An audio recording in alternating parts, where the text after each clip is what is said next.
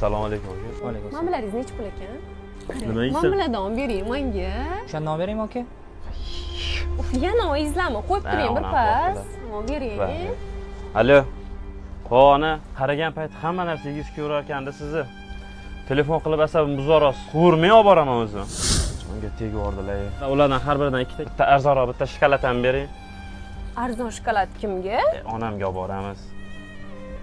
Aka, ayolingizga. Rahmat. Men moningizdagi o'sha arzoni. Ukam kelinni ehtiyot qiling, juda ham kelinni yaxshi ko'rar ekansiz, hurmat qilar ekansiz. Ona topiladi, xotin topilmaydi. Sizdagi erkaklarni yer ko'targaniga juda ham hayron qolaman-da. Juda ko'payib ketdinglar mana shunaqa nima deydi, xotinning quli bo'lgan erkaklar. Kim ayolini onasidan ustun ko'rsa, bas unga Allohning la'nati bo'lsin dedi payg'ambarimiz sollallohu alayhi vasallam. Bas bunday kishining tavbasi ham, sadaqasi ham qabul bo'lmaydi dedi Rasululloh.